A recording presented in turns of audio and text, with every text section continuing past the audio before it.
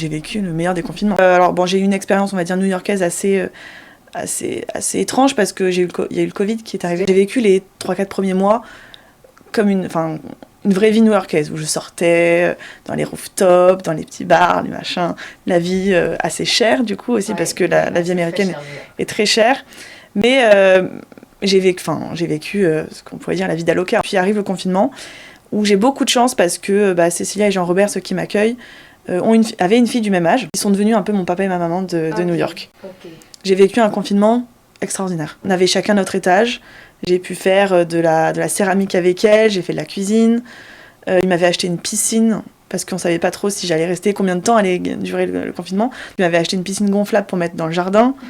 C'était génial. J'ai vécu le meilleur des confinements. Ça, c'est carrément cool parce que je me souviens d'étudiants qui étaient partis en stage DSCG aux États-Unis et donc confinés. Et là, enfermés, pur enfermés et dépression.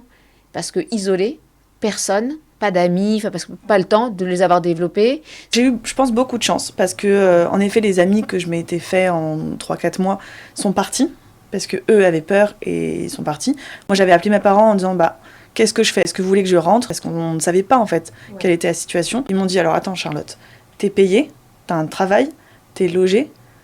T'es à New York, t'es heureuse. Si tu reviens à la maison, t'auras pas de travail, tu seras enfermée avec tes 2 sœurs et tes parents dans un appartement à rien faire, ça va être un enfer pour toi. Reste où tu es. Et puis et j'ai eu raison en fait. Ouais. Et après à la sortie du confinement, donc mi-mai à peu près, j'ai revécu une vie folle. Mais derrière en fait j'ai vécu une vie que je ne pourrais plus jamais revivre.